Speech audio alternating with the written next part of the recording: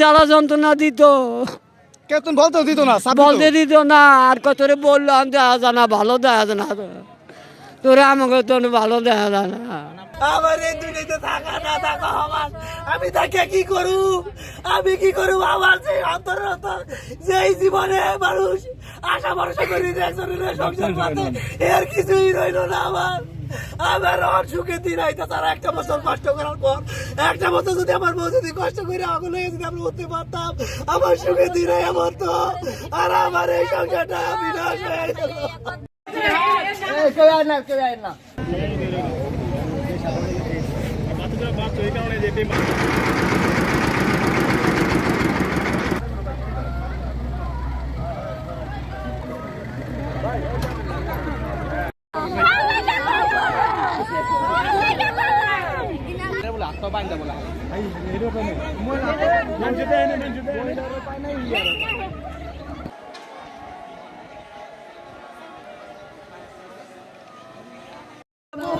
আমার বোনের উনাইছে বহুত কথা, আজ এটা নতুন কিছু না। আল্লাহ 30টা দিন নন্দের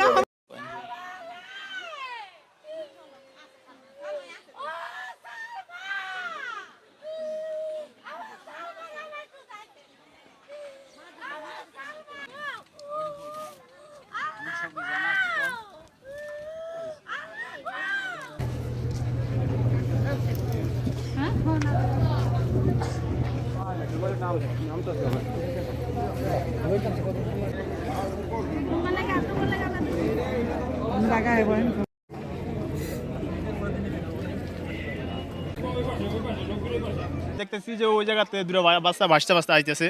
তো উপরে তো লোক বলছে যে বাচ্চাটাকে উদ্ধার করো। তখন ওপার কেউ ছিল না, তখন আমরা এপার থেকে দুজন লোক গিয়েছিলাম আর কি।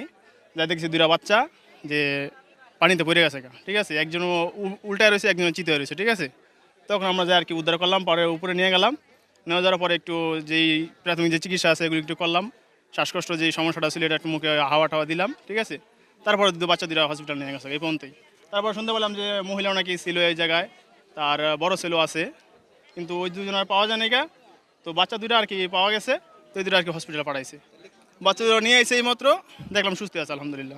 বিয়ের পর থেকে ওর শ্বশুর শাশুড়ির অত্যাচারে, ওর ননদের অত্যাচারে আজকে ওই কাজটা করতে বাধ্য হয়েছে। নয়তো এই ছোট শিশু নিয়ে ওই কাজটা কখনোই করতে পারে না। আর কালকে বা আজকের মধ্যে যে কোনো একটা কিছু ঘটছে ওদের বাসায়, এই কারণে ও এই কাজটা করছে, ঠিক আছে। এত ছোট ছোট বাচ্চা নিয়ে আমার বোন এই কাজটা কখনোই করতে পারে না। আমার বোন আজকে ছেলে মেয়ে নদীতে ঝাঁপ দিচ্ছে। এর কঠিন বিচার আপনাদের কাছে দাবি রইল, এর কঠিন বিচার হওয়া চাই। রান্ধাইলে মায়ের ঘরে লয়ে যেত নিয়া আরে বাড়ি পাইতা, মানে জেলখানার কয়ত্রে ঠিক যেমন দেয় ঠিক অমন করে আমার নাতিরে আর আমার ভাগ্নিরে এক্সট্রা খাওয়া দিত ওই আমার জামাইয়ের মা আর কি। দেওয়ার পরে আমগো মা আমার বোনের তো না কইতো, তো আরে পাঠাইতাম বুঝায় পাঠাইতাম। ওর বাইরের কাছে আইলে দিত ভেটকি যে আমার জামাই ভালো, আমার আবহাওয়ার ভালো, তো আর নামে কি আছে না পাইতো বাইরের বাড়ি শান্তি, না পাইতো এই বেতে শান্তি, মানে না দুই জনের শান্তি অশান্তিতে লাস্টে বাধ্যতামূলক হয়ে যা এই জীবনটা বাচ্চা নিল আত্মহত্যা। একলে 3টা বাল বাচ্চা নিয়ে যায় আত্মহত্যা করে, কম সুখে বা কম দুঃখে করছে। কোন 9টা সাড়ে 9টার দিকে আর কি ওই পারে দেখি মহিলা 2টা বাচ্চা নিয়ে 3টা বাচ্চা নিয়ে বসে ছিল। তো প্রথমে এক জায়গায় বসে ছিল, পরে আরেক জায়গায় গেছে ওইখান থেকে উঠা। তো যাওয়ার পরে আমরা পরে কাজের করার মানে ফাঁকে আর ওদিকে খেয়াল করিনি। পরবর্তীতে অনেকক্ষণ কাজ করার পরে এই যে বাচ্চাটি বাইসা যাইতেছে, পরে আমাদের টলারের লোক যাই আর কি এখানে উদ্ধার করছে। কিন্তু পরে জানতে পারি যে মহিলা এলাকারই। এরকম শুনছি যে নাকি পারিবারিক একটু সমস্যা আছে, এই জন্য আর কি মহিলা বাচ্চা নিয়ে ঝাঁপ দিছে। 11টা 20 সংবাদ পাইছি, পাইয়া ঘটনাস্থলে আসি।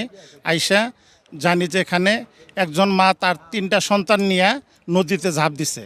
এর মধ্যে 2 বছর এবং 3 বছরের বাচ্চা 2টা প্যাম্পাস পরা থাকা অবস্থায় জনগণ কর্তৃক উদ্ধার হয়েছে। একটা সন্তান, তার ছেলে সন্তান 8 বছর, 7 থেকে 8 বছর, আর মা নিখোঁজ আছে। তারপরে আমরা এসে ঘটনাস্থলে আমাদের লোকজন নামিয়ে দেই, ডুবাডুবি করি, উদ্ধার কাজ করার জন্য যথাযথ চেষ্টা করে যাই। এর মধ্যে আমরা আমাদের নিজস্ব ডুবুরি নাই, মাদারীপুর থেকে আমাদের কন্ট্রোল রুমের মাধ্যমে ডুবুরি ইউনিট আনি, আইনা আমাদের কার্যক্রম চলমান রাখছি। আমাদের জবসা ইউনিয়নের মাইসপাড়া গ্রামের জনাব আজবাহার মাতবরের স্ত্রী সালমা বেগম, তার 3 সন্তান সহ আনুমানিক 10:30 11টার দিকে আমাদের কীর্তিনাশা নদীর ভোজেশ্বর জবসা ব্রিজের নিচের পানিতে ঝাঁপ দিয়েছেন বলে আমরা স্থানীয়ভাবে জানতে পেরেছি। জানতে পেরে ইতিমধ্যে 2টি সন্তান উদ্ধার হয়েছে এবং তারা সুস্থ আছেন। সালমা বেগম আর অপর সন্তানের উদ্ধারের জন্য আমাদের একটি শক্তিশালী ডুবুরি দল কাজ করছেন। উদ্ধার অভিযান অব্যাহত রয়েছে।